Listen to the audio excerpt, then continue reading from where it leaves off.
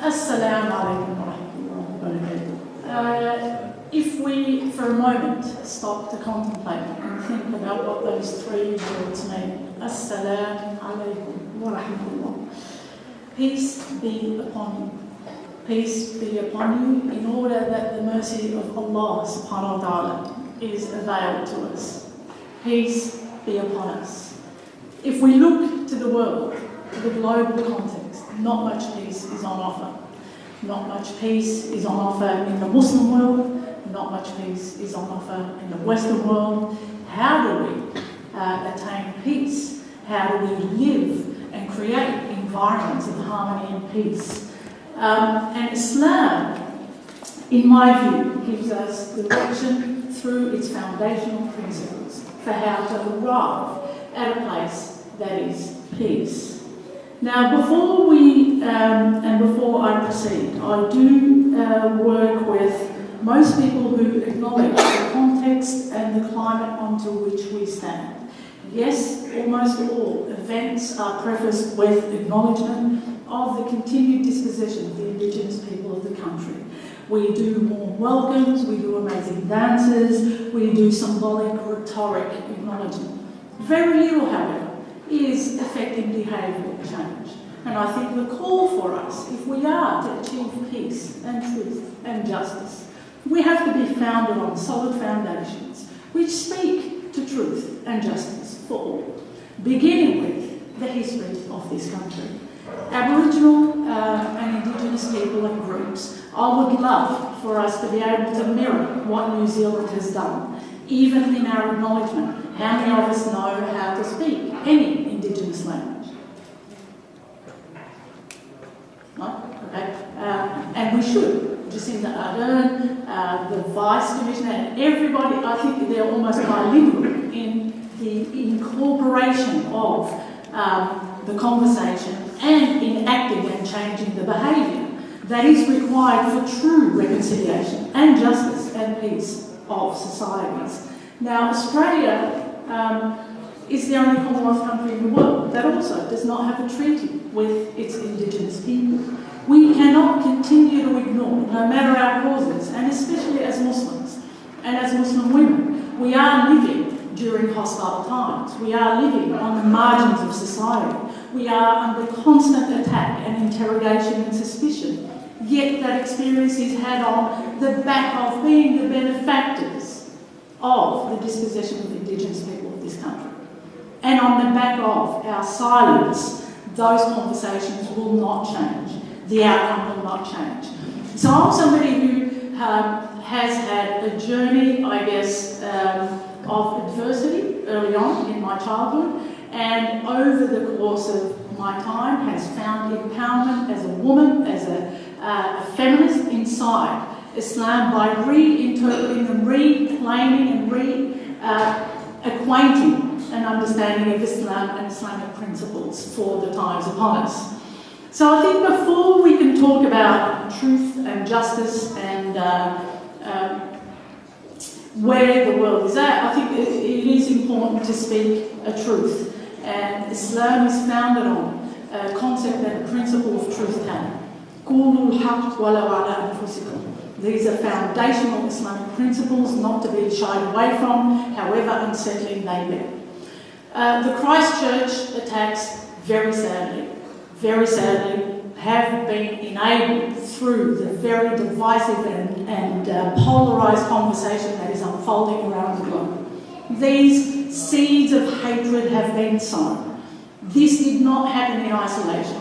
This man, nameless or otherwise, saw himself in the discourse of our governments, saw himself validated when we continue to whip up such hysteria about Muslims, and we are silent.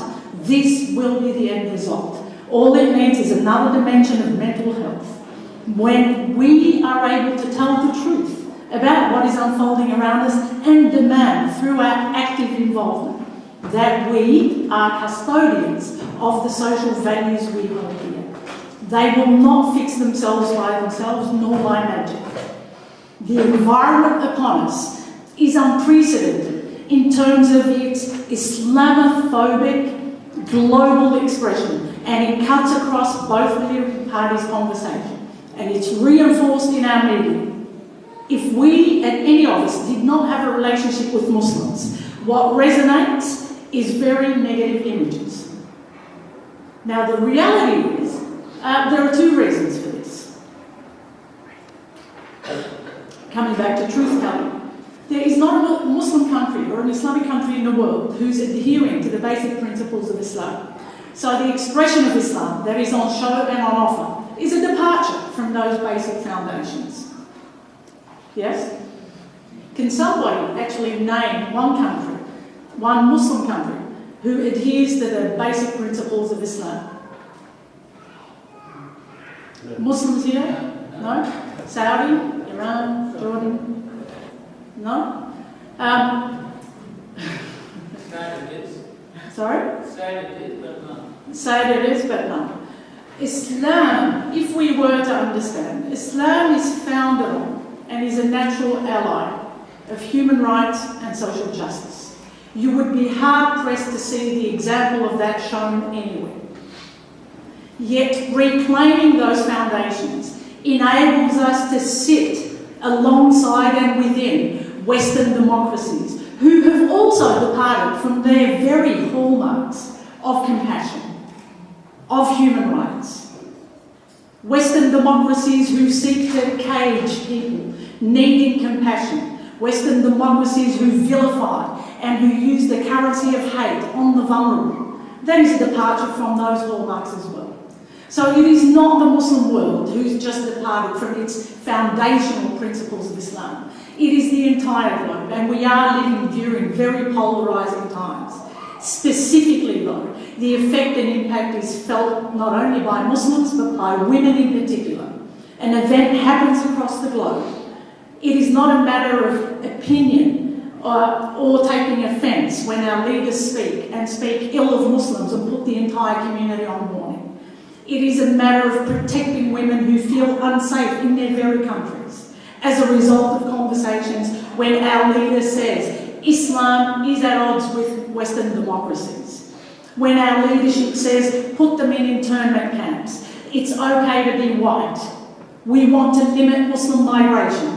All this, when these conversations aggregate, they form an opinion and unsettle the society. Once upon a time, we used to look to one another with curiosity. 20 years ago. And somebody that was different to us, we would look to them curiously and want to know who they are and why they are the way they are.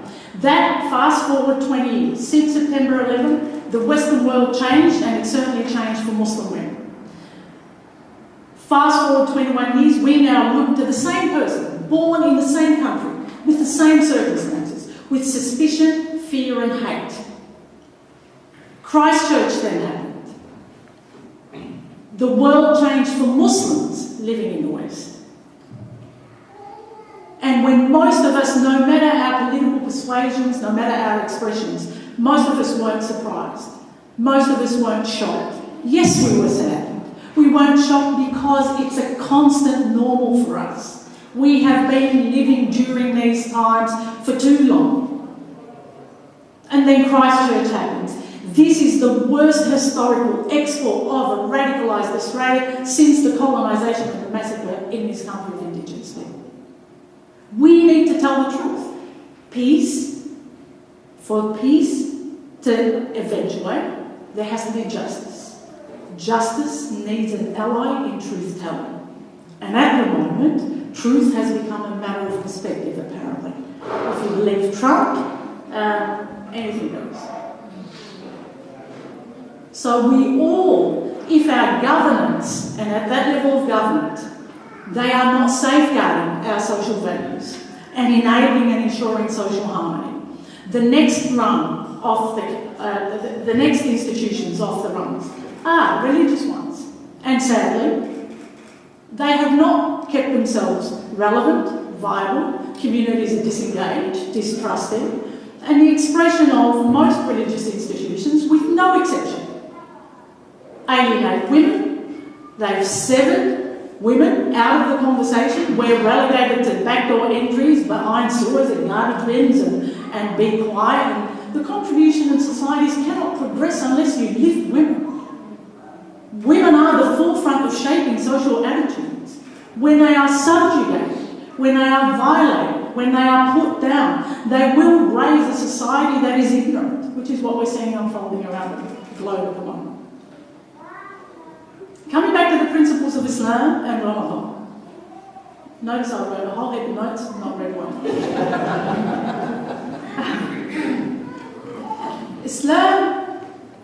Islam's foundation. Islam was revealed during a time to recalibrate the society back into justice. That is its message. No compulsion in Islam, nobody is forced to be a Muslim. It is a way of life if you choose it. And if you choose it, there's a number of guiding principles within it, and it is absolutely discretionary, whether you take it or not. Islam, unlike other faiths, does not have a hierarchy. There is no pope and bishop and priest. We just don't have that. In Islam, there's a direct access spiritually to you and Allah subhanahu wa ta'ala. Islam's foundation, when it called to transform the society from the most unequal, the most unjust, where girl infanticide was a practice. Islam's foundation required, before hijab and before the details that we're all arguing about, the niqab and the burqa and who can pray which way. Islam's foundation called on its ummah to be knowledgeable. Seek knowledge before you pray, before you believe in the oneness of God, and requires that only those that are truly knowledgeable will appreciate and understand and express Islam. How many Muslims around the world understand and can read and write and understand the meaning of Islam? Less than 20%. No wonder the expression that we have has been confounded with culture and tradition and so far removed from Islamic principles. If we bring it back to measuring Islam and its principles of peace and justice and human rights, no conversation around the globe at the moment equates Islam with those values. And it is upon us to reject and continue to reject, if we are to advocate for more harmonious societies. It has to be more than lip service. It has to be that we all have and find an incentive when our politicians speak. We have to make that our business. They are us. That is the sort of society we are putting our hands up to say, yes, I will live in these circumstances or not. So Ramadan simply is an opportunity to reaffirm those values. It's an opportunity for Muslims and non-Muslims to come together and to connect. And for Muslims, it is to transcend our egos.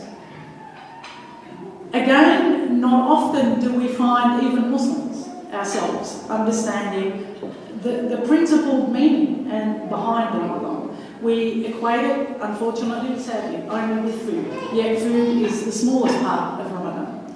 Ramadan is about recognising that the ego in all societies is probably one of the most dangerous human elements we all possess. And Ramadan enables us an exercise to train the ego and refrain from the need for instant gratification in all its temptation and desire. Food is a small part of that. And the benefits of Ramadan are cumulative and gives us the opportunity to re-engage our capacity with humanity and with one another. When we transcend and put a little bit of distance between our need to gratify what we need right now, we are better able to engage the needs of others. And the only other difference that I want to mention, if I may, between Islam and the Western world. At times, there is an undercurrent conversation that there's a clash of civilizations, that Islam has no place in the Western world, and Islam is done, and its ideology is backward, and it needs reforming, blah, blah, blah. I'm somebody who, as I said earlier, found my utmost empowerment inside Islam. As a woman, as a feminist, as a human rights activist, an advocate, as an advocate of a society with plurality, as an advocate of all social justice causes, which I find Islam compels us to take on the causes of others that have been marginalised, no matter who they be. Indigenous people, the gay community, the environment, asylum seekers, these are all an expression, and we are compelled as Muslims to take on those causes. Where are the tensions, you ask? There are tensions. There are tensions when Muslims butt up against a system of injustice. Yes, there will be tensions. I'm not saying those tensions will be violent, but there will be tensions. When the environment around us is just and fair, the principles of Islam are actually consistent with those environments. There is, however, one thing that, as Muslims relative to Western expressions of freedom, that I just briefly wanted to touch on, and then we can close there.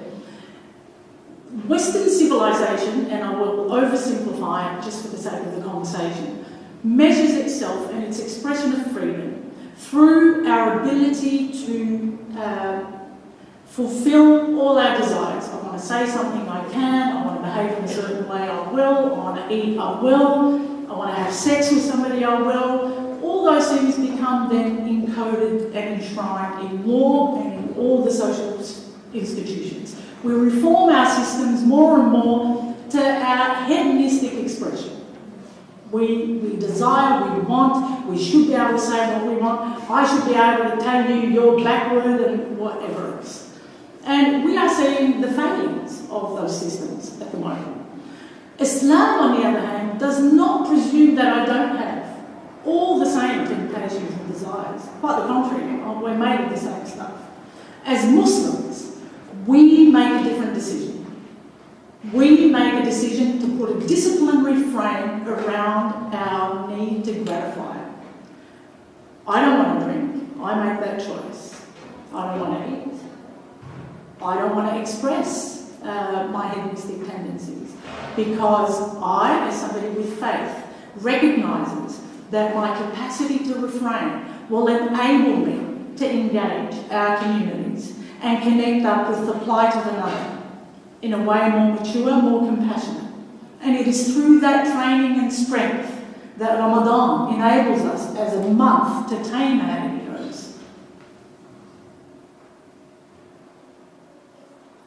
And that is the only, it's not tension, but that is the only fundamental difference between a society who seeks to express and measures its freedom by expressing its hedonistic tendencies, and a system of belief who measures its freedom by its capacity to choose to discipline its hedonism.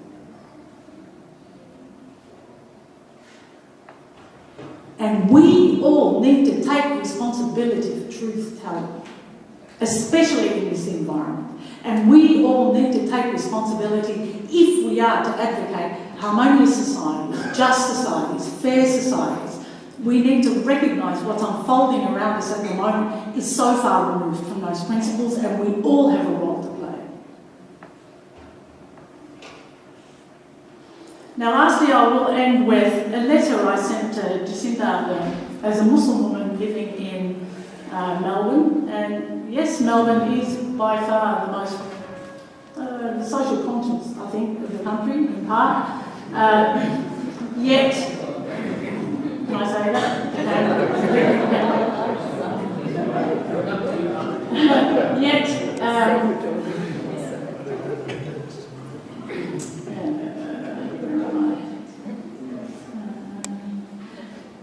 It is the social conscience of the country, yet we're called elitist, we live in a bubble.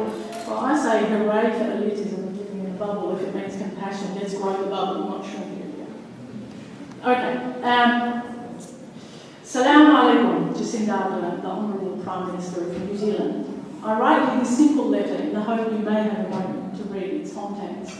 My name is Hannan Assafiri. I'm a Muslim woman, human rights advocate, founder of an unconventional hospitality platform called the Moroccan Soup Bar in Melbourne. I'm not a victim, yet our communities have been victimised and under constant attack for over 2 decades. Hearing you address the nation, I held my breath again, in anticipation of yet more hollow promises and politicisation of our causes.